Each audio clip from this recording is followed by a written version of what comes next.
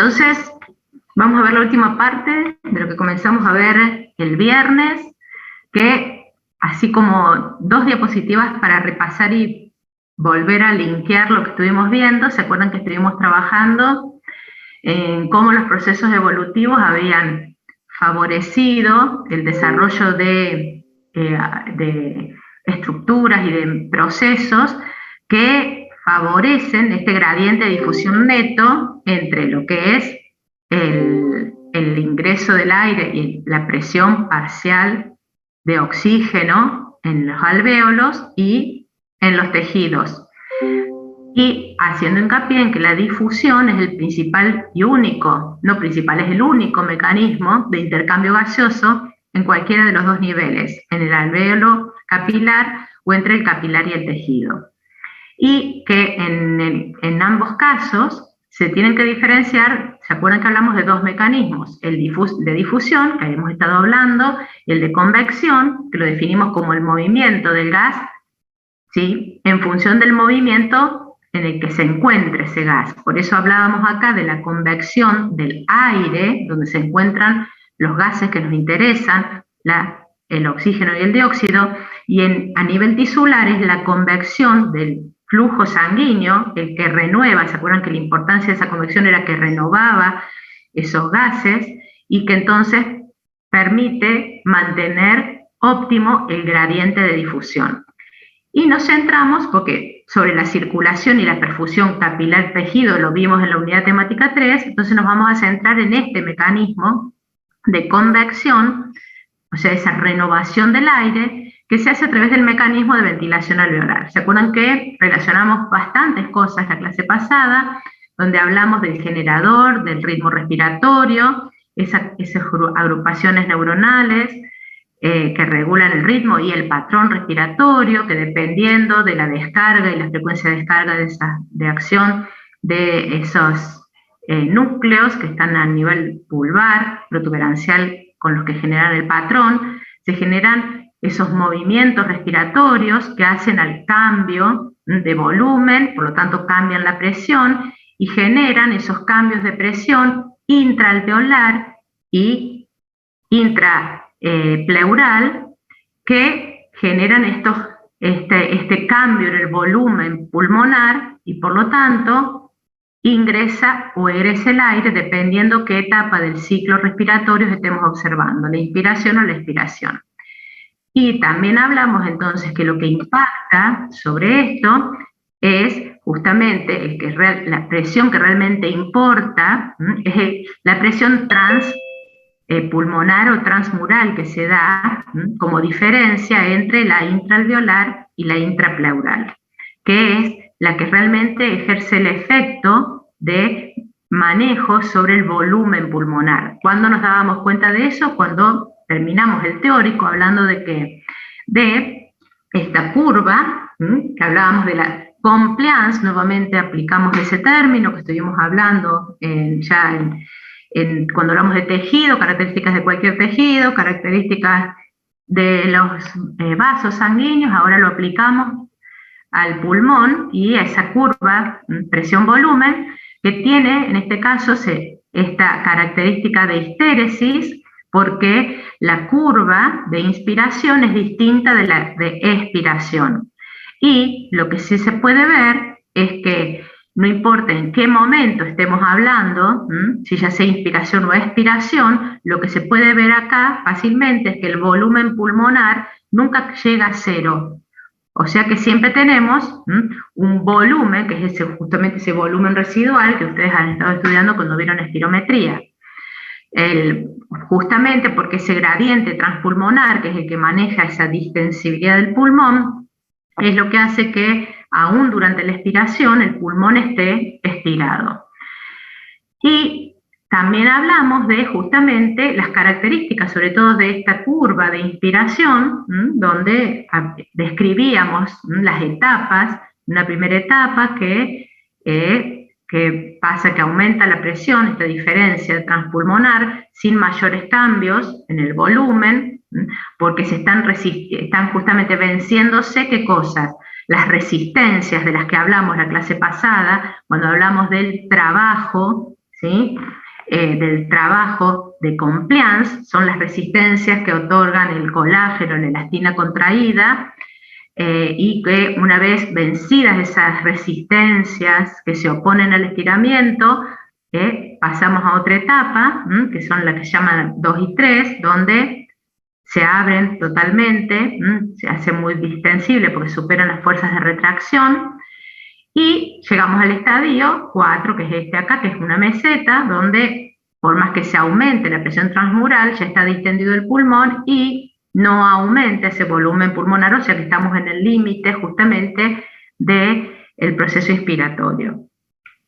Y también hablamos de que el impacto que tiene esos cambios de compliance, que cuando ustedes comparan dos pulmones, es por la pendiente de la recta que queda entre estas curvas, lo que está hablando es si tiene una mayor compliance o una menor compliance. Y justamente cuando hablamos de alta compliance y baja compliance, podemos relacionarlos con características que estudiamos la clase pasada que hacen a ese trabajo de compliance. Y dentro de ese trabajo de compliance nos faltó hablar de uno muy importante, que es la tensión superficial y el agente tensioactivo o surfactante, que impacta sobre este trabajo de compliance. Recuerden que parte de esto, ustedes ya lo han visto también en la guía de autoestudio, o lo van a ver esta semana. No, lo vieron la semana pasada, creo. Esta semana ven el músculo respiratorio, músculo bronquial. Bien, entonces, cuando hablamos de la tensión superficial como un factor importante en este trabajo de compliance, ustedes ya saben lo que es la tensión superficial, lo han estudiado en física, no sé si en química están pero en física seguro, que en el caso de los alvéolos es muy importante porque esa capa de agua, esas moléculas de agua que hay en el interior del alveolar generan esa interfaz entre el gas, entre el aire y el mismo alvéolo, que queda el líquido, que es en este caso son estas moléculas de agua, y esas moléculas de agua, como ustedes saben, tienen fuerzas de atracción muy grandes que generan una fuerza hacia el interior del alvéolo. Por lo tanto, tiende a colapsar los alvéolos, a contraer, y eso hace que el volumen pulmonar tienda a ser más restrictivo, y por eso hablamos de que es una fuerza a vencer, y eso es lo que hace al trabajo de compliance. Y acá podemos aplicar una ley que también la vimos ya en la unidad temática 4, que es la ley de Laplace, que en este caso, fíjense que no está explicada desde la tensión, sino que está explicada desde la presión. Y aparece también un 2, ¿por qué? Porque estamos hablando de esferas y no de un tubo. Entonces, la aplicación de la ley de Laplace en el caso de los alvéolos se expresa a través de esta fórmula, y lo que estamos viendo acá es que la presión que se genera acá dentro de este alvéolo, que es una esfera, que simula una esfera, es proporcional a la tensión superficial, a esta tensión superficial que se genera, e inversamente proporcional al radio. ¿Y eso qué nos hace ver?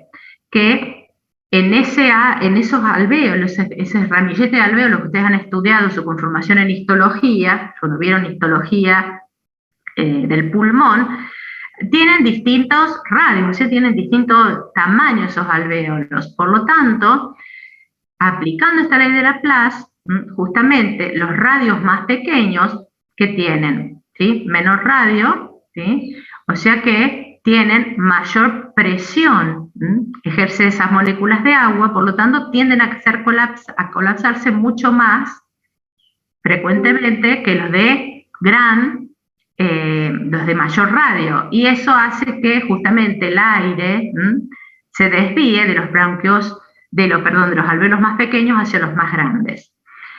En realidad, eso que en la teoría pasaría, que los alvéolos más pequeños tienden a vaciarse en los alvéolos más grandes, lo cual disminuye muchísimo la capacidad de intercambio, no ocurre. ¿Por qué? Porque dentro de esta capa que rodea los alvéolos se encuentra el factor surfactante o tensioactivo. ¿Mm? Y lo que hace es justamente disminuir esa tensión superficial. Principalmente, ¿por qué? Porque la proporción, digamos, la concentración de ese agente tensioactivo es mucho mayor la concentración en los alvéolos de menor radio comparado con los de mayor radio. Por lo tanto, ahí se compensa esa tensión, porque el agente tensioactivo disminuye esa tensión superficial. Por lo tanto, no importa que tengan distinto diámetro, no ocurre esto que si aplicáramos la ley de Laplace, si no existe el agente tensioactivo, ocurriría y disminuiría entonces el intercambio. Entonces, ese surfactante pulmonar, ustedes también ya lo conocen seguramente, de histología también que han hablado, cuando hablaron de los neumocitos tipo 2 y de su estructura y de su función, saben que son los encargados, esos neumocitos, de secretar este complejo que es de fosfolípidos y proteínas, y que entonces recubren la interfaz de aire-agua y principalmente lo que hacen es reducir la tensión superficial. Ahora, vamos a entrar un poquito más en detalle, que ustedes conocen, entonces, ¿qué características tienen estos? Tienen un gran aparato sintético, porque la composición de ese líquido surfactante, de ese agente tensioactivo, tiene lípidos, tiene ambas proteínas y a su vez conforma lo que se llaman cuerpos lamelares, también túbulos de mielina, que se les dice, que se excretan, se secretan al alvéolo, a la luz del alvéolo, y esas moléculas son las que van haciendo interferencia entre las moléculas de agua y así disminuyen esa tensión superficial.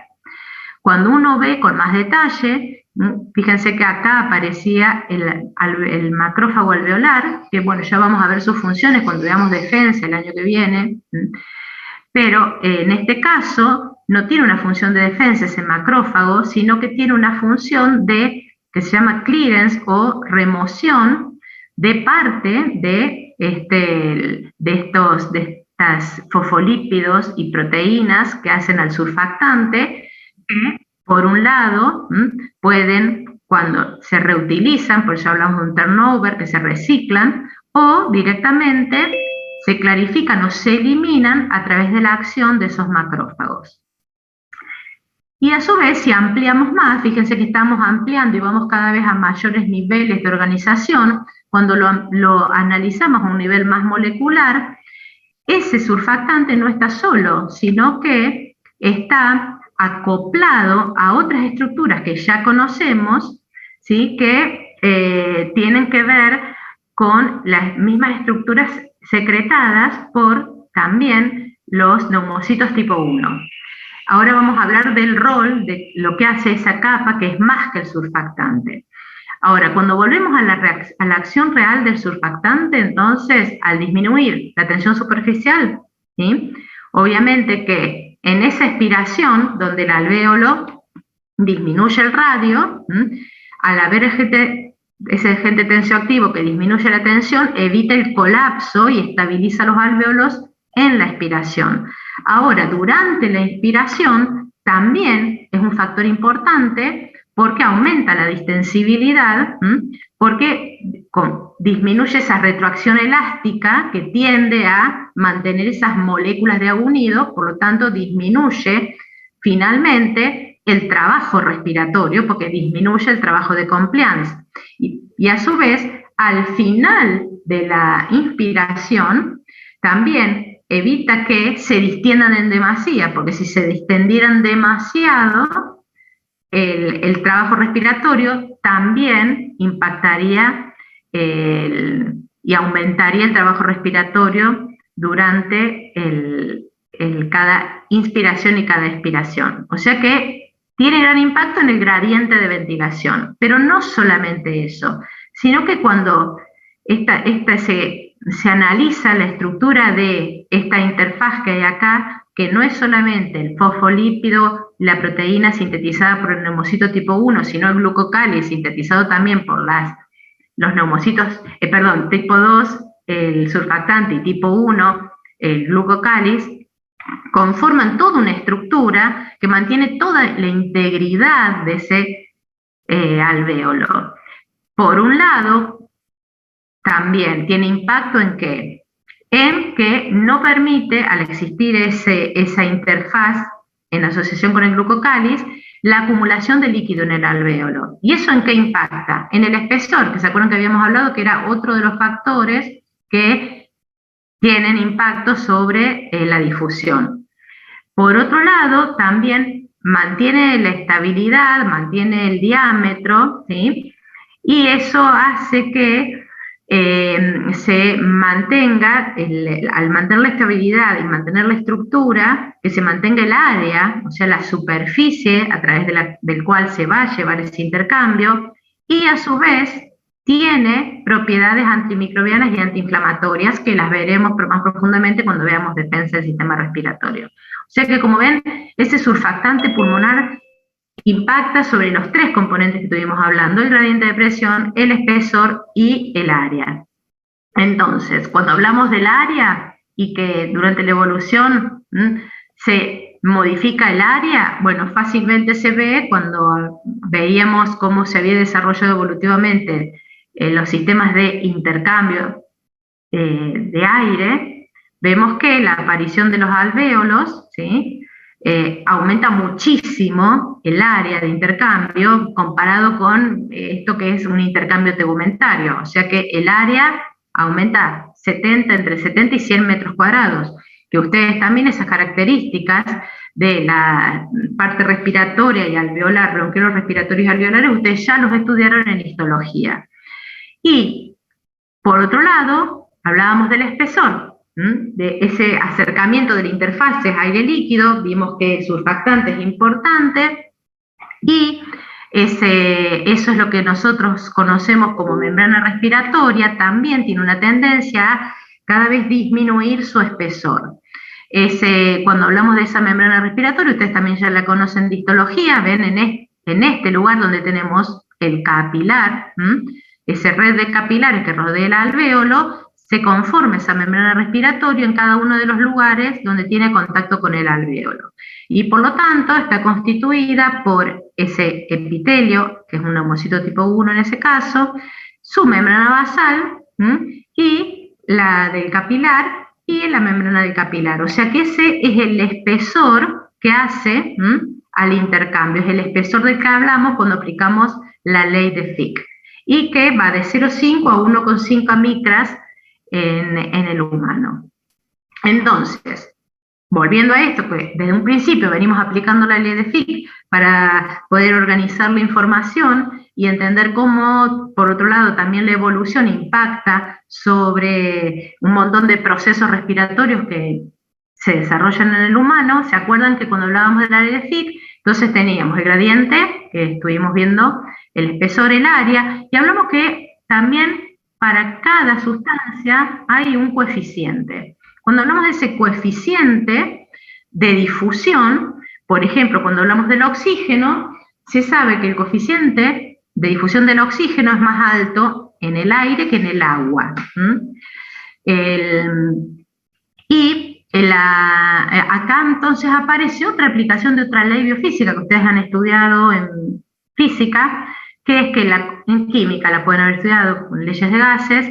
La concentración de un gas en un líquido es proporcional a ¿qué? A la presión parcial y a ese coeficiente de solubilidad, que es otra implicancia, impacto grande que tiene también, por un lado, el coeficiente de difusión, y por otro lado, ¿sí?, cómo impacta también esa interfaz aire-líquido, porque, por ejemplo, cuando veamos el intercambio y comparemos el oxígeno con el dióxido, vamos a ver, y cuando vamos a hablar de ese coeficiente de solubilidad, ¿por qué nos importa? Porque fíjense que en el caso del oxígeno y el dióxido, si comparamos a misma presión parcial del gas, el impacto de esa solubilidad a nivel de aire y a nivel de agua, si cambiamos el medio en el que está ese gas, es muy importante, porque fíjense que es mucho más alto para el dióxido de carbono que para el oxígeno. Justamente esto también impactaría en esto que hablamos, de que si no se generan todos estos componentes que hacen el ingreso del intercambio, tendríamos que limitar mucho, ¿se acuerdan? El tamaño, la tasa metabólica, y en el humano ese desarrollo cerebral. Por lo tanto, es muy importante también entender que hay un impacto cuando hablamos de estas interfaces aire-líquido y cuando hablamos del coeficiente de solubilidad de los gases. Y entonces, cuando lo vemos en la evolución, fíjense que pasamos en los distintos taxones de colonizar el agua, la tierra, ¿sí? Y hablamos de sangre caliente y sangre fría como una expresión media vieja, pero serían los animales que regulan la temperatura y que no regulan la temperatura. Si regulamos la temperatura implica un mayor gasto energético, y acá lo correlacionan con esta señal, ¿sí? Fíjense, por un lado, una señal de amplificación, que esto es un péptido correlacionado con la paratormona. Que es en realidad un péptido que está muy involucrado en el desarrollo embriológico del pulmón y de otras estructuras, por lo tanto se utiliza como indicador de esta evolución, cómo se ha ido amplificando esa señal en la evolución. Y fíjense que eso impacta directamente en la producción de surfactantes. Esa producción de surfactantes es muy importante y se da que va aumentando a lo largo del desarrollo evolutivo. Y también coevoluciona no solo ese desarrollo del pulmón, de los alvéolos y de la aparición del surfactante y el aumento de la cantidad de surfactante a esos niveles, sino también los vasos que irrigan esas estructuras. Por eso, otro de los parámetros que aparecen acá es lo que llamamos relación ventilación-perfusión, porque podemos asegurar el gradiente, el área de intercambio, que el espesor y la interfase sea adecuada, pero si no existe una adecuada correlación entre la ventilación y la perfusión, esa hematosis, o sea, ese intercambio gaseoso, no es el más eficiente. Entonces, justamente tenemos que tener en cuenta que una alta relación ventilación-perfusión hacen que ese gradiente y esa hematosis termina siendo óptima. Entonces, recapitulando, cuando hablamos de la ventilación alveolar, vimos dos cosas que hacen al trabajo respiratorio. Esa presión transpulmonar, que era la diferencia entre la alveolar y la pleural, que tienen impacto en el volumen del pulmón y por lo tanto en el volumen de ese alvéolo, y por otro lado, la diferencia entre la presión atmosférica y la misma presión alveolar sobre la resistencia al flujo en la vía respiratoria, que sería lo que nos explica el flujo de aire. Como ven, son parecidos pero no son lo mismo. Hay un conjunto de presiones que impactan sobre el volumen pulmonar y por lo tanto sobre el volumen del alvéolo, que dependen principalmente de esos movimientos respiratorios, que es todo lo que vimos en la clase pasada, que hacen a lo que hablamos de trabajo de compliance, y después tenemos lo que impacta sobre el flujo del aire, que es lo que llamamos, y que ya definimos la clase pasada, como trabajo de resistencia. Y ese trabajo de resistencia, que del trabajo pulmonar total, o sea, de esa energía consumida en el trabajo respiratorio, impacta en un 30%. ¿Se acuerdan que el trabajo de compliance era un 80%? Y dentro de ese 30%, de esa resistencia pulmonar total, la principal resistencia está en la vía aérea. También hay que considerar que hay resistencia dentro del mismo tejido que se identifica como la fricción entre el pulmón mismo y la caja torácica. O sea que, si bien hay dos trabajos de resistencia, el principal es la resistencia de la vía aérea, la que impacta sobre el flujo de aire. Entonces, esa vía aérea que ustedes ya conocen por anatomía y por histología, cómo se va subdividiendo, que cada división tiene un numerito, que obviamente con cada división el diámetro va disminuyendo, pero si aplicamos lo que ya conocemos, ¿se acuerdan que cuando hablamos de resistencia y hablamos del flujo, esa resistencia en realidad no está tan relacionada por la ley de continuidad por el diámetro de un bronquíolo, sino por el área de extensión transversal. Fíjense que es el mismo concepto que hablábamos en árbol circulatorio, lo aplicamos en el árbol respiratorio. Por lo tanto, podemos ver que a medida que avanzamos en eso que llamamos generaciones de la vía aérea, fíjense qué pasa con la resistencia. En un inicio aumenta y después comienza a disminuir esa resistencia, porque justamente aumenta el área de sección transversal. Ahora, ¿por qué pasa esto? Que en un inicio aumenta en estas primeras ramas, que es la parte de tráquea y bronquios primarios, y en las primeras divisiones de los bronquios.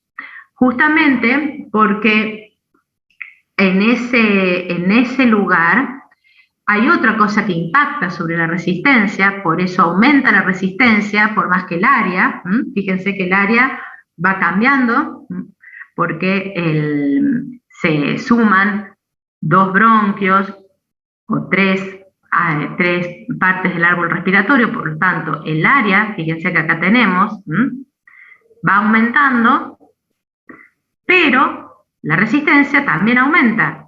Y eso se debe a que, debido a los movimientos respiratorios, el flujo del aire en esa instancia es turbulento o de transición, no es un flujo laminar. No vamos a volver a hablar sobre eso porque ya lo vimos cuando hablamos del flujo de sangre, son los mismos conceptos. Y justamente en la parte inicial tráqueo-bronquial, ese flujo es turbulento o de transición, por lo tanto, impacta sobre la resistencia y eso es lo que aumenta la resistencia. Y una vez que el flujo comienza a hacerse laminar, comienza a disminuir la resistencia a medida que aumenta la generación de la vía aérea. Esto también ustedes lo estuvieron hablando, viendo en la guía de autoestudio. Y también tiene su aplicación cuando vean las espirometrías que van a ver este jueves, que son justamente cuando hablamos de patrones restrictivos o obstructivos. Tienen que ver con este trabajo de resistencia. Entonces, esa resistencia de la vía aérea, ya sabemos que la ley que se aplica para entenderla es la ley de Poiseuille, y cuando aplicamos la ley de Poiseuille volvemos a aplicar lo mismo que estuvimos hablando cuando hablamos de los vasos, del árbol circulatorio. Que el largo del sistema no se modifica, mucho menos en este caso. A veces cuando hablábamos de angiogénesis podíamos llegar a considerar algo, pero en el caso del árbol respiratorio es constante. La viscosidad del aire es constante si nos mantenemos en el mismo ambiente. Va a cambiar, por ejemplo, si subimos de altura. ¿Se acuerdan que ya hablamos en la clase pasada que la constitución del aire ambiental se va modificando si se modifica la presión barométrica, por ejemplo, con la altura, o también con la carga de vapor de agua? Pero también es ínfimo el cambio, el impacto en la resistencia. Lo que más impacta, ¿qué es? El diámetro, igual, y la ley de Poiseuille lo aplica nuevamente, radio a la cuarta, tiene un gran impacto sobre la resistencia, y en ese caso, principalmente cuando hablamos de los bronquiolos, porque puede haber, por alguna razón patológica, una obstrucción física en la vía aérea superior, que si bien es la que más resistencia opone, es la que no regula esa resistencia. Pero cuando hablamos de los bronquiolos, son los quienes en su capa y en su músculo liso bronquial tienen mecanismos de regulación de esa resistencia. Este músculo liso bronquial es el que van a ver el miércoles con los ayudantes alumnos en la guía de autoestudio, y por eso no vamos a referirnos a su estructura, a su forma de contracción, que comparte muchísimo obviamente con el resto de los músculos lisos, sino que vamos a referirnos a que tiene una regulación que mantiene ese tono, así como hablábamos de un tono vascular, que tiene un mecanismo de mantención del tono, también hay un tono bronquial y hay un mecanismo de mantención de ese tono bronquial, que tiene que ver con, principalmente en este caso, el sistema nervioso parasimpático. El tono de las vías respiratorias está controlado por el nervio vago, es tónicamente activo. Fíjense que a diferencia del tono vascular, que era un efecto simpático por la actividad tónica del sistema nervioso simpático, acá es por la actividad tónica del sistema parasimpático, liberando acetilcolina que actúa sobre receptores muscarínicos M3. Y otra cosa que tenemos que tener en cuenta es que si bien siempre hablamos de los receptores beta adrenérgicos y su impacto sobre el tono, no hay una inervación principal, prácticamente no hay inervación simpática sobre el músculo liso bronquial, sino que el efecto es a través de ¿qué? De la adrenalina que proviene de la médula adrenal. O sea que fíjense que ahí tenemos, fíjense que no actúa directamente los nervios simpáticos, fíjense que no actúan sobre el músculo, sino que quien actúa sobre el músculo, receptores beta, es la adrenalina liberada por la médula adrenal. Ahora, si hay una vía simpática, pero esa vía simpática, fíjense que no llega al músculo, sino que regula presinápticamente la liberación de acetilcolina. Entonces, quien mantiene el tono es el sistema parasimpático, pero no solamente el sistema parasimpático, sino que acá aparecen también estructuras que hemos mencionado antes, que son los nervios que se llaman no colinérgicos, no adrenérgicos, bueno, no adrenérgicos, no colinérgicos, o NAC, que liberan péptidos. Y tenemos los más importantes, son los que se llaman excitatorios, que liberan péptidos BIP y óxido nítrico, que producen broncodilatación, y es un antagonismo ¿con qué? Con lo que se mantiene del tono parasimpático. Fíjense que entonces, conjuntamente con las catecolaminas circulantes que actúan sobre los receptores beta 2, son los que impactan y generan relajación. Tenemos otro grupo que tiene que ver con estos, que son los perdón, acá me equivoqué, son inhibitorios, me iba hablando mal. Acá son los inhibitorios, acá los excitatorios. Inhibitorios porque mantienen la relajación y excitatorios que no son tan importantes porque junto con las vías colinérgicas mantienen el estado o el tono del músculo bronquial. Ahora, hay otros componentes que impactan, vamos a ver cuando veamos agentes inflamatorios que actúan de forma local, ¿sí? Entonces vamos a tener la histamina, que produce una broncoconstricción, leucotrienos también, que son broncoconstrictores, que cuando veamos procesos inflamatorios los vamos pero son mecanismos locales.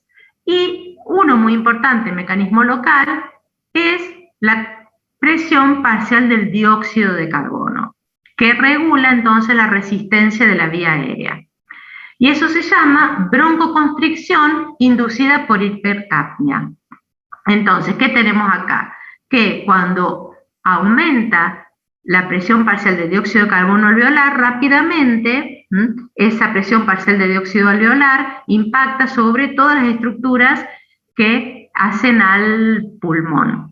Y se ha observado que puede darse por dos mecanismos. Por un mecanismo reflejo, que todo lo que hablamos de reflejo, me olvidé de nombrar antes que también hay por acción refleja a través del vago, se produce broncoconstricción, por ejemplo, ante el polvo o ante algunas otras sustancias. También todas esas acciones reflejas las vamos a ver el año que viene cuando veamos regulación de todo el sistema respiratorio.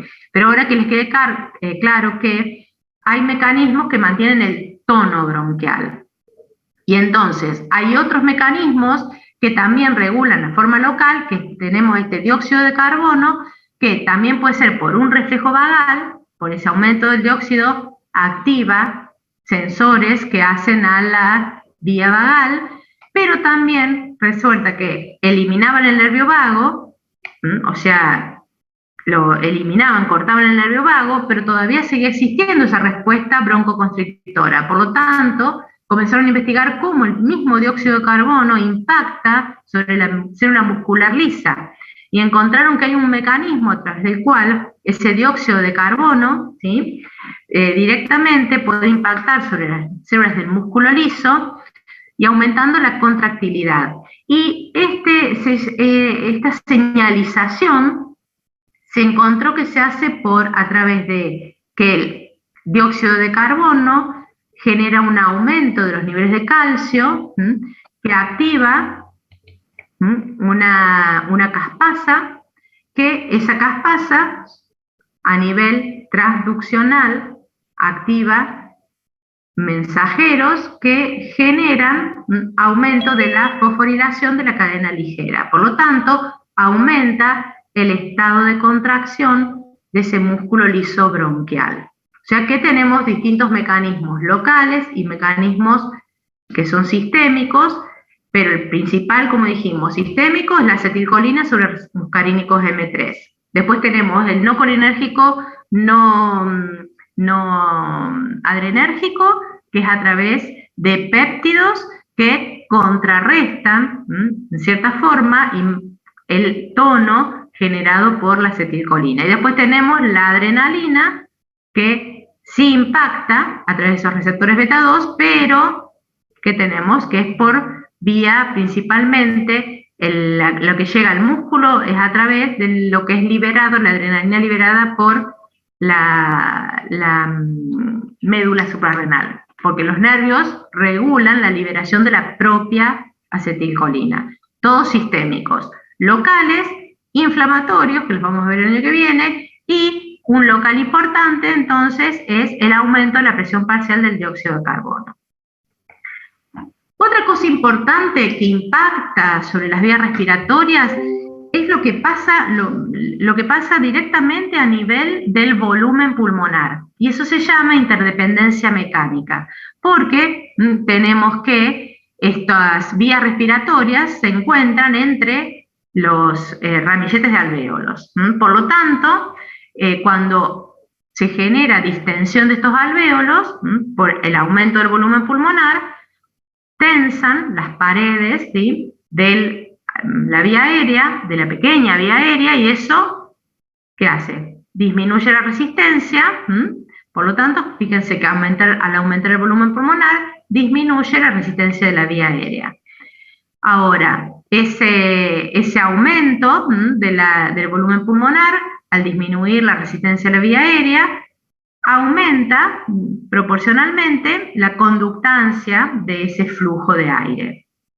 Pero hay otras cosas que impactan sobre esta vía aérea a nivel de lo que es el parénquima pulmonar, que es la misma retracción elástica del pulmón. Vieron todo ese parénquima pulmonar que ya vimos en la clase pasada, que tiene muchas fibras elásticas, fibras de colágeno, que obviamente, y a su vez las mismas fibras de anclaje del mismo músculo, todo eso impacta sobre sería la carga que tiene esa fibra muscular de la vía respiratoria, y hace que se mantenga en un estado también de tensión o de tono muscular, que va a depender entonces de la elasticidad, de toda esa elasticidad de las vías, de las propias vías y del parénquima.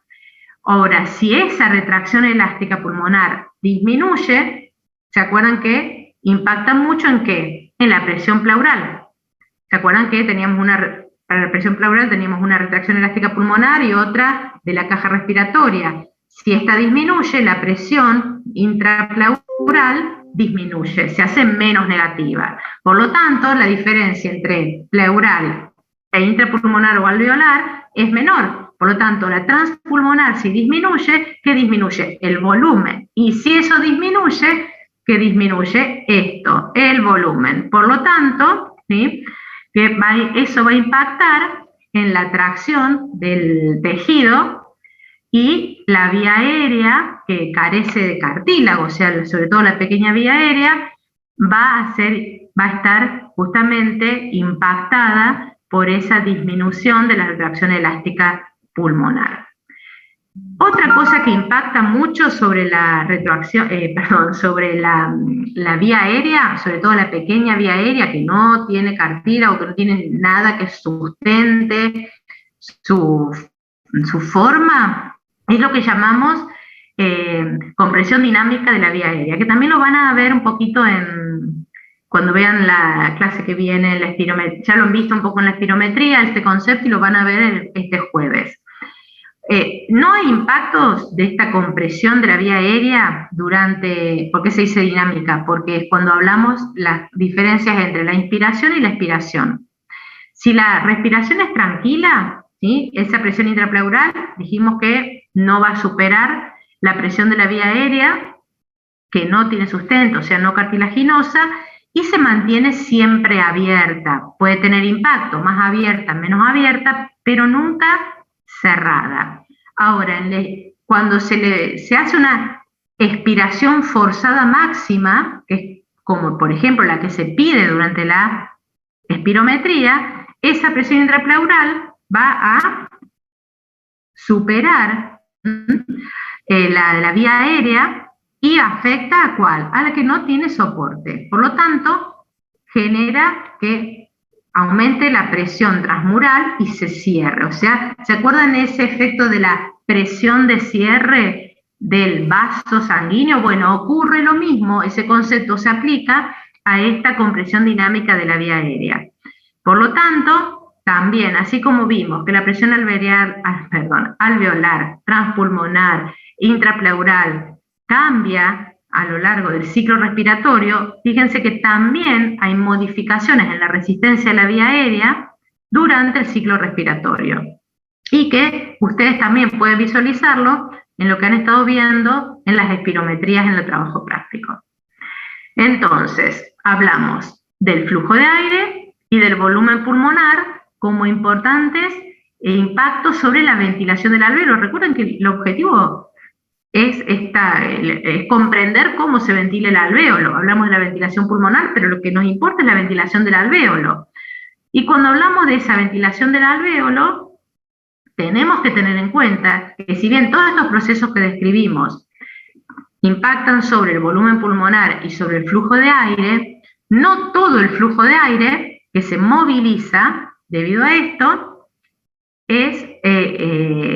participa de la ventilación alveolar, porque está lo que ustedes conocen de anatomía como el espacio muerto anatómico, que es la zona de conducción. O sea que todo el volumen de aire que queda en la zona de conducción es parte del flujo de aire, pero no participa de la ventilación alveolar. Por lo tanto, tenemos que tener en cuenta cuando hablamos de ventilación alveolar ese espacio muerto anatómico. Entonces, ¿se acuerdan que habíamos hablado que el volumen minuto respiratorio, la clase pasada, tenía que ver con esa frecuencia respiratoria y ese volumen corriente, que es el que se genera en la inspiración y expiración? Ahora, cuando hablamos de ventilación alveolar, no es igual al volumen minuto corriente, porque hay que restarle el espacio muerto anatómico. Y el espacio muerto anatómico multiplicado por la frecuencia respiratoria, porque es parte de esa ventilación alveolar y va a depender el volumen muerto total anatómico de la frecuencia respiratoria. ¿Cómo impacta eso? Fíjense que acá están comparados distintas frecuencias respiratorias y distintos con el mismo volumen minuto y cómo se modifican y distintos volúmenes tidales o volúmenes corrientes. Fíjense cómo los distintos parámetros impactan sobre el volumen minuto de ventilación alveolar, porque sería el mismo concepto. Por lo tanto, si nosotros lo calculáramos para los parámetros o los valores básicos que hablamos, que es 500 mililitros del volumen corriente, la frecuencia respiratoria de 12, 150 es el volumen de ese espacio muerto anatómico por 12, nos da una ventilación alveolar por minuto de entre 4.200 y 5.000, que es más lo que se considera el rango de la ventilación alveolar por minuto. Entonces, fíjense que no es exactamente lo mismo hablar de volumen minuto respiratorio que de esa ventilación alveolar por minuto. Y ese aire que llega, así como hablamos del aire, de la composición del aire inspirado, o sea, del aire ambiental, donde aplicamos la ley de Dalton y todas las leyes de gases, cuando hablamos del aire alveolar, cambia la composición entre lo que se inspira y el aire alveolar, porque el recorrido a través de toda la vía aérea modifica la composición de ese aire. Y como si aplicamos la ley de Dalton, fíjense que una de las funciones que ustedes conocen de histología de la vía aérea es humidificar. Por lo tanto, que estamos aportando moléculas de agua, ¿sí? Entonces, si comparamos ese aire inspirado, que también podía ser dependiendo de la humedad relativa del ambiente, pero si lo comparamos con cero, o sea, cero humedad relativa del ambiente, hay 47 milímetros de mercurio que se aportan a lo largo de ese trayecto respiratorio. Por lo tanto, ¿sí?, eso impacta porque se acuerdan que la suma de las presiones parciales de todos los gases es igual a la presión parcial total del gas. Por lo tanto, el aporte de alguna molécula o la altitud variaban, ¿se acuerdan?, de esa presión. Y en ese caso, fíjense que la composición cambia, cambia porque ese oxígeno baja de un 21% a un 13%. Y fíjense que otra composición, que otro elemento aparece, otro gas aparece, que era mínimo en el aire ambiental inspirado, el dióxido de carbono, que aparece en la composición de ese aire alveolar debido a la hematosis. Por lo tanto, fíjense que tenemos cómo va cambiando del aire atmosférico en la vía respiratoria hasta llegar al aire alveolar. En esa composición de ese aire alveolar, entonces, depende de una forma muy importante de lo que vimos recién, la ventilación alveolar por minuto. Fíjense que dijimos que estaba entre 4,2 y 5, ¿se acuerdan? Entonces, fíjense que a ese nivel tenemos los valores de presión de oxígeno y de presión de dióxido alveolar, y que se van a modificar drásticamente si se modifica la ventilación alveolar, ya sea, por ejemplo, por efecto de la frecuencia respiratoria, si hay hiperventilación o si hay hipoventilación. Se cambia la composición o sea, la presión parcial de esos gases alveolares. Entonces, tenemos que la presión alveolar de oxígeno puede ser entre 100 y 110, y la presión alveolar de dióxido es de 40, y depende mucho de esa ventilación cuando hablamos de la misma tasa metabólica, porque si aumenta la tasa metabólica, puede aumentar la presión parcial del dióxido de carbono que participa de esa hematosis. Entonces, cuando hablamos de los determinantes de la presión alveolar de oxígeno, tenemos obviamente la presión barométrica, porque la presión de oxígeno original de ese aire depende de la altura a la que estemos, y eso influye directamente en la presión atmosférica de oxígeno. De la fracción inspirada de oxígeno, ¿sí?, que sería esto, si esa composición es del 21% o hay otro gas que disminuye esa composición. Y del contenido del dióxido alveolar. ¿Por qué? Porque si aumenta este contenido del dióxido alveolar o disminuye, impacta sobre el contenido de ese oxígeno alveolar. O sea que fíjense que todo eso son los determinantes de la composición de oxígeno, de la presión alveolar de oxígeno. Y para eso tenemos una formulita. Y fíjense que en esa formulita aparece el cociente respiratorio. Por lo tanto, ahí impacta esto que hablamos de la relación entre el oxígeno y el dióxido. Entonces, para ir cerrando esto que veníamos hablando de la relación entre la ventilación y la perfusión, llegamos al alvéolo, llegamos a la composición de ese aire alveolar, llegamos a la ventilación de ese alvéolo. Lo que nos falta es ver, porque si hablamos de una relación ventilación-perfusión, nos falta ver la perfusión a nivel pulmonar. Entonces, cuando hablamos de la perfusión a nivel pulmonar, tenemos que referirnos un poco a las características de la circulación pulmonar. que, como vimos cuando hablábamos de circulación y comparamos la sistémica con la pulmonar, sabemos que es de baja resistencia, alta compliance. El gradiente se genera también, obviamente, a nivel cardíaco y tiene un alto flujo. ¿Por qué? Porque ese volumen minuto cardíaco, ¿sí?, de 5 litros que pasa a la circulación sistémica, que tiene tantas circulaciones en paralelo, pasa en el mismo momento esos 5 litros todos por la circulación pulmonar. Por eso hablamos que es un alto flujo con una baja resistencia. Y gracias a que tiene una alta complacencia o compliance, es que la perfusión es adecuada. ¿Qué características tienen? Que los vasos tienen características que son más distensibles si comparamos con la misma altura del árbol circulatorio sistémico, y que a su vez aparece otra capacidad que se habla de reclutamiento de vasos que se pueden mantener cerrados, pero si aumenta el flujo, rápidamente se reclutan, por lo tanto, no aumenta la resistencia, o sea, se mantiene la baja resistencia ante el aumento del flujo. Y así como tenemos una regulación de la resistencia en la circulación sistémica, también hay una regulación de la resistencia en la circulación pulmonar, que también depende principalmente del sistema simpático, al igual que la sistémica. Los receptores alfa-1 adrenérgicos regulan el tono vascular de la misma forma que impactan sobre la circulación sistémica, pero tenemos impactos locales que son lo opuesto a lo que pasa en la circulación sistémica. Y en este caso, ¿qué tenemos? Que es el efecto de la composición del gas alveolar, el impacto de la presión parcial de oxígeno sobre el estado de resistencia de los vasos que están irrigando esos alvéolos. Y eso se llama vasoconstricción hipóxica local.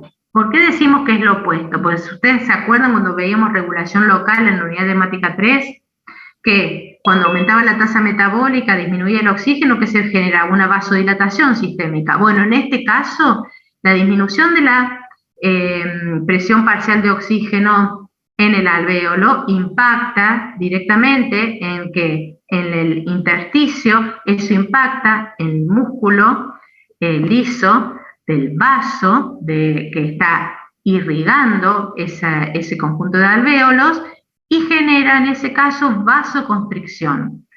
O sea que la presión parcial de oxígeno tiene efectos opuestos en la circulación sistémica y pulmonar.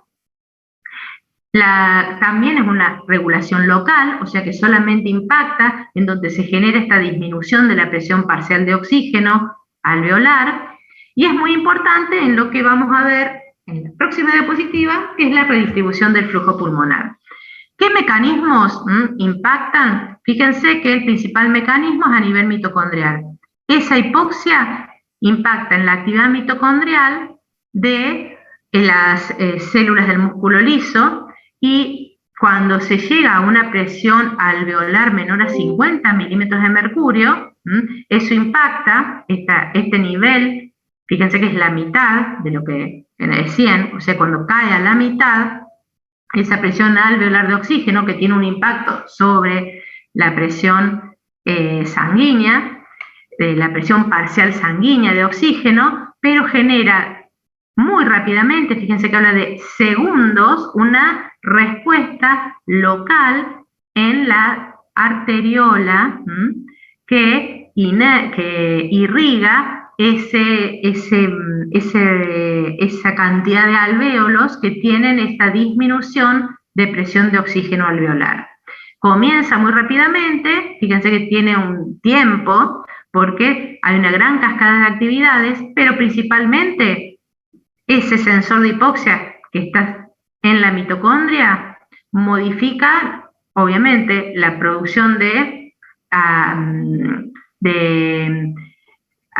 productos de oxígeno, y eso impacta también, y la acción de la mitocondria también impacta en ¿qué? En la relación ATP-ADP. Esos dos cambios a nivel mitocondrial son los que impactan en distintos canales, principalmente ¿cuáles? Canales de potasio y canales de calcio. Canales de potasio que generan una despolarización y eso abre canales de calcio y eso genera la vasoconstricción hipóxica local.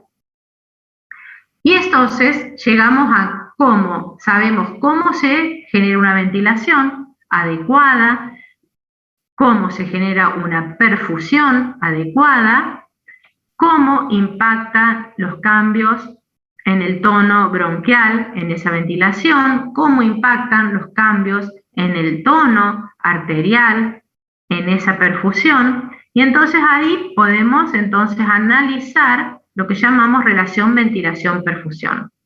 Fíjense que acá hablamos de que... Profe, Sí. disculpe, no sé si es que me lo perdí, no lo escuché, pero quería saber, el sensor entonces mitocondrial está dentro de las células que conforman los alvéolos. No, del músculo liso. Ah, del músculo liso, eso Del me había músculo perdido. liso, sí. Del músculo liso arterial. Ok, gracias. Porque regula la perfusión, por eso hablábamos. Vimos mecanismos que regulan el músculo liso bronquial, regulan la ventilación. Y lo que vimos recién es músculo liso arteriolar, que regula la perfusión. ¿Tá? Por eso hablamos de la relación ventilación-perfusión. Y cuando hablamos de entonces, ¿se acuerdan que habíamos dicho? Habíamos calculado la ventilación alveolar por minuto, que era entre 4,2 y 5. Sabemos que el flujo, que es el que llega al corazón, es el volumen minuto cardíaco, que ya lo sabemos, que es de 5 litros. Por lo tanto, cuando hacemos como un cociente entre la ventilación y la perfusión global de todo el sistema, nos da 1. O sea que por eso se considera que el óptimo sería ese 1, de ese cociente o de esa relación ventilación-perfusión. Se sabe que en realidad es más cercano a 0,8. ¿Por qué? Porque no en todo el pulmón se da una relación adecuada ventilación-perfusión. Influyen dos cosas. Es lo que conocemos como zonas de West, que ahora vamos a ver, y por regulaciones locales que mantienen el match o el macheo entre la ventilación y la perfusión a pesar de cambios, ya sea en la ventilación o en la perfusión. Entonces vamos a ver las zonas de West y después las regulaciones locales. Cuando hablamos de zonas de West, estamos hablando del impacto que tiene la posición erecta, o sea, la posición de pie, sobre esta cociente entre la ventilación y la perfusión. Y cuando hablamos de ese impacto de la posición erecta, siempre que estamos hablando que estamos de pie, estamos hablando del efecto de la gravedad sobre nuestro cuerpo. Entonces, vamos a poder diferenciar cómo en el ápice y en la base del pulmón, para compararlas, se dan distintos niveles de ventilación y de perfusión. Fíjense que si vemos en el ápice es de 0,24 la ventilación, es bajita, y en la base 0,82. El flujo sanguíneo, o sea, la perfusión, es ínfimo en el ápice, 0,07 litros por minuto, y fíjense cómo es en la base, 1,29. Por lo tanto, dice, ¿cómo es que cambia la relación entre la ventilación-perfusión entre el ápice y la base? Si los dos, de 0,24 a 0,82, aumenta, de 0,07 a 1,29 aumenta. Entonces, si no me cambia el numerador y el denominador, ¿se entiende? La relación, ¿cómo es que cambia tanto? Porque en realidad es más visible cuando lo comparamos. Lo mismo que dice esto, que es en una tabla directamente, donde aparece el cociente, se puede visualizar en este gráfico. Fíjense que en este gráfico, ¿qué tenemos? Acá, este es el ápice, esta es la base. Entonces, ¿se acuerdan que en el ápice habíamos visto que había menor flujo, muy bajito, ¿sí? Y menor ventilación? Y en la base, mayor flujo y mayor ventilación. Pero fíjense que lo que cambia es la pendiente de cada uno. Por lo tanto, fíjense que en el ápice la relación entre la ventilación-perfusión es inversa a la de la base. Por lo tanto, el cociente me va a dar totalmente distinto. ¿A qué se deben los cambios desde el ápice a la base, ya sea de la perfusión como de la ventilación? Cuando hablamos de la ventilación, tenemos que aplicar lo que aprendimos la clase pasada, principalmente cuando veíamos la presión intrapleural, que era distinta en el ápice y en la base, ¿se acuerdan? Fíjense que acá compara como -5 y 0. ¿Qué quiere decir eso? Que los alvéolos que están en el ápice, en la expiración o antes de que inicie la inspiración, están distendidos porque la presión transpulmonar es mayor que en la base. Y eso es lo que está dibujado acá. Y durante la inspiración, obviamente que la diferencia de la presión intrapleural en el ápice y en la base disminuyen los dos, pero la presión transpulmonar impacta distinto sobre esos alvéolos. Pero fíjense, si comparamos cuánto se ventila el del ápice y cuánto se ventila el de la base, ¿cuál se ventila más? ¿El del ápice o el de la base? Y si lo comparamos visualmente acá, que es lo mismo que nos dice este gráfico, visualmente nos queda claro que el que se ventila más es el de la base, ¿sí? Porque lo que importa es el cambio de volumen que genera mayor flujo de aire. Por lo tanto, el que se termina, la ventilación alveolar es mucho mayor en la base que en el ápice. En el caso de la perfusión, sabemos que el hilio, por el que ingresan todos los vasos, es donde está el bronquio, y acá sí es el otro es un efecto de la gravedad sobre la presión intrapleural. Acá es un efecto de la gravedad directamente porque estos vasos, obviamente, van en la perfusión de estos vasos al llegar al ápice, impactan contra, o sea, tienen que superar la fuerza de gravedad, por lo tanto, la perfusión en el ápice es prácticamente nula. ¿Se acuerdan que era 0,07? Y es mucho mayor porque la fuerza de gravedad sí favorece la circulación hacia la zona 3, que se conoce, que es la base. O sea que tenemos zona 1, zona 2 y zona 3.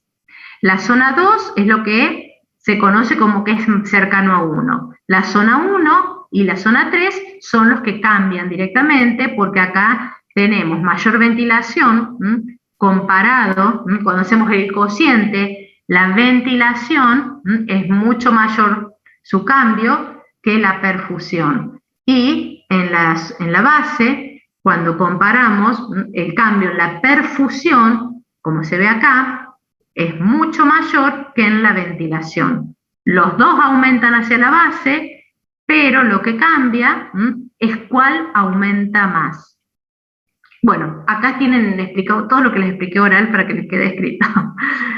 Miren, un concepto que se puede desprender de todo esto que estuvimos viendo es que podemos agregar a ese concepto que vimos de espacio muerto anatómico, que ustedes ya lo traen de anatomía, otro espacio muerto, que es lo que se conoce como espacio muerto alveolar, que serían los alvéolos que no participan del intercambio. O sea que acá estaría representado acá de esta forma el espacio muerto anatómico, que es la vía aérea. Pero también hay alvéolos que no participan porque no se encuentran irrigados adecuadamente, por lo tanto se llama espacio muerto alveolar. En el otro extremo, ¿qué tenemos? Tenemos que puede haber lugares del pulmón que están bien irrigados, pero están mal ventilados. Y eso se llama shunt o cortocircuito, que en este caso son pulmonares, esos cortocircuitos pulmonares, que serían las zonas del pulmón que están bien irrigadas pero mal ventiladas. O sea que acá fuimos agregando al concepto de espacio muerto anatómico, espacio muerto alveolar y cortocircuito o shunt pulmonar. Y para terminar entonces nos falta esa regulación local, que cuando hablamos de esta regulación local para machear adecuadamente la ventilación con la perfusión, y eso hace que el intercambio sea óptimo, porque ¿qué hacemos? Que las regiones bien ventiladas estén bien perfundidas, o que las que están bien ventiladas queden bien perfundidas. Eso es machear la ventilación con la perfusión. Tratar de acercarse a ese 0,8, que sería lo óptimo en realidad.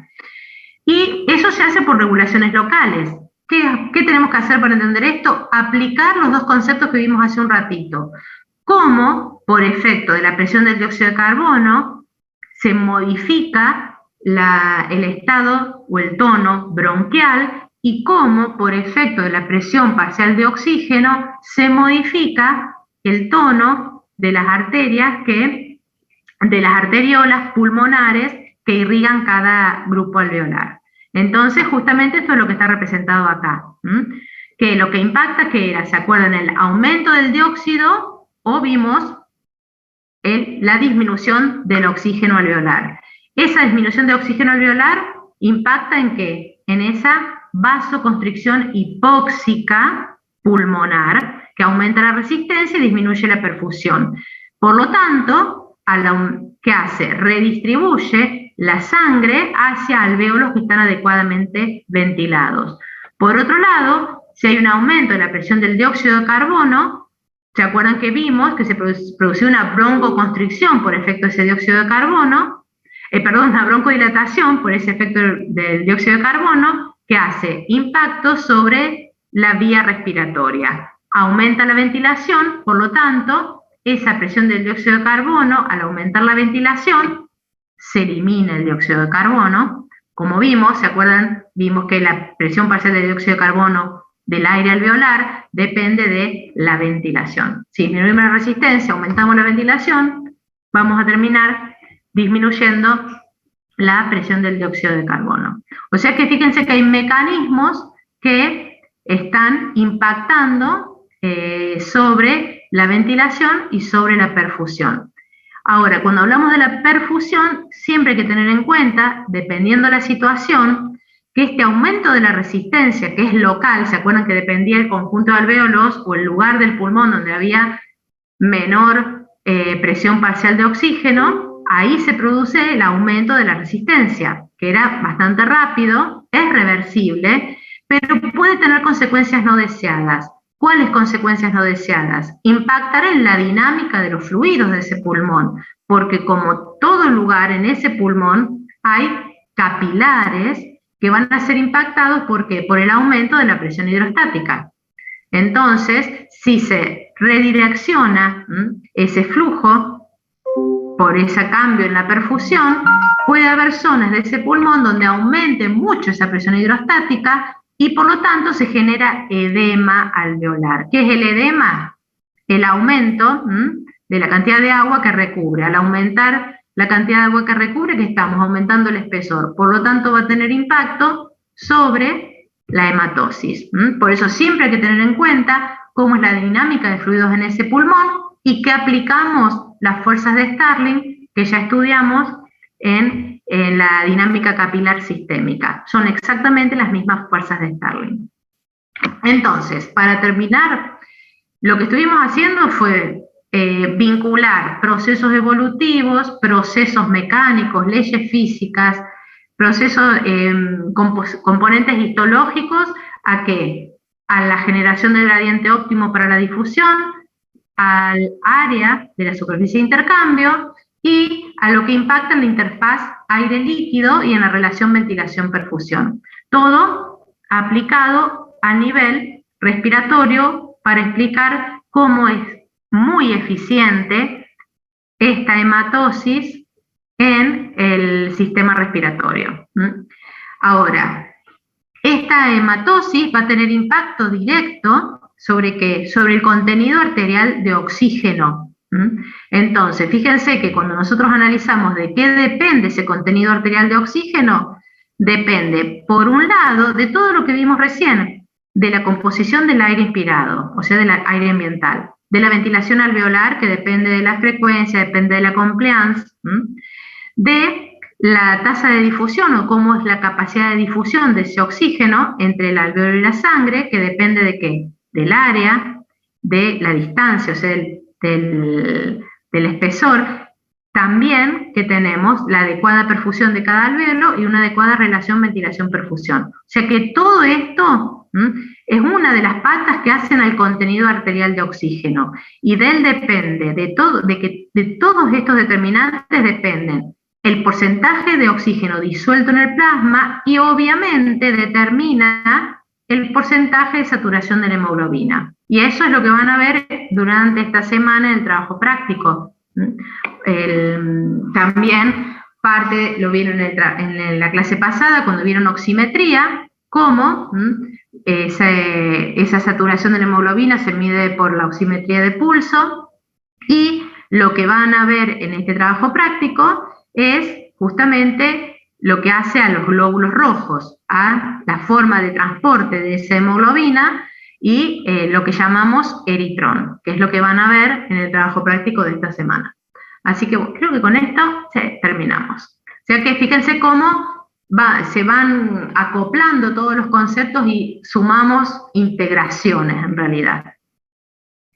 Obviamente que todo lo que es curva de saturación de la hemoglobina, efectos Bohr, efectos Haldane, todo esto ya lo han estudiado en bioquímica, así que por favor repásenlo, que es todo esto que se ve acá, cómo esa saturación es impactada por todas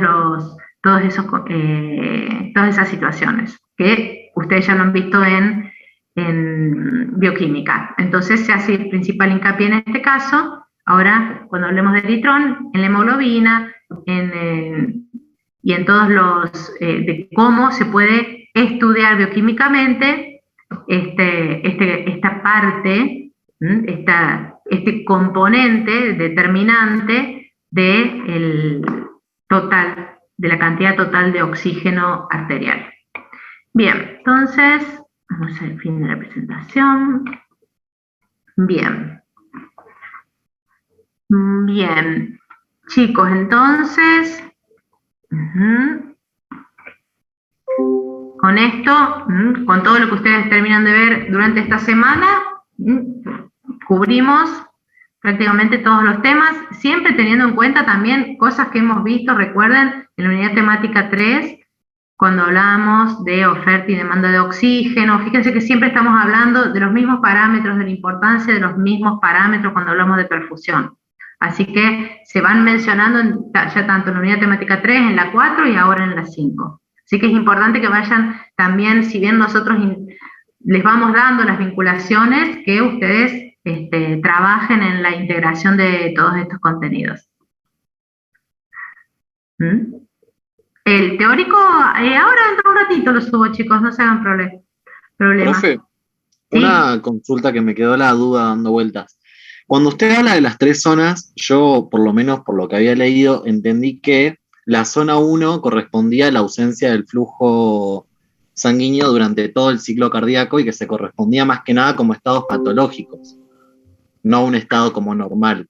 Lo que pasa es que todo eso ustedes se puede incrementar, cualquiera de estas situaciones en un estado patológico, ¿sí? Pero esas zonas de West están establecidas para un pulmón normal. Después se dan situaciones extremas en la patología, obviamente. Ok, o sea que, más que nada para que me quede claro, lo que serían bien los vértices del pulmón correspondería a una zona 1, entonces. Exactamente. El ápice es la zona 1, la zona 2 no la describimos porque es donde la relación ventilación-perfusión es aproximadamente 1, es de aproximadamente 0,8, y la base es como para comparar por qué en esos dos extremos es tan distinta el cociente ventilación-perfusión. Claro. En realidad, lo que generalmente a veces se toma muy directamente es como que lo que cambia, lo que se invierte es la ventilación, como que en uno no hay ventilación y en el otro no hay perfusión, y no es que sea así. Fíjense que vimos que en los dos hay ventilación, aunque sea mínima, y en los dos hay perfusión, aunque en el ápice la perfusión es mínima. Lo que cambia, y hacia las bases, los dos aumentan, porque a veces lo que hacen para explicarlo es invertirlo. El uno aumenta y el otro disminuye, y no. Los dos, tanto la ventilación como la perfusión, aumentan hacia la base. Y ahí tienen la explicación fisiológica de por qué aumentan hacia la base. Y es una explicación fisiológica. Después que una patología te altere ese cociente, para cada patología, estúdienlo en fisiopatología, en medicina 1, medicina 2, PFO. Pero Claro, les va no, a no, servir. pero yo he entendido que la zona 1 se correspondía exclusivamente con patologías y cuando recién lo vi que estaba la zona 1 arribita del todo, como que me confundió un poco, pero bueno, listo. Eso era, Eh, gracias, profe. no, no es nada.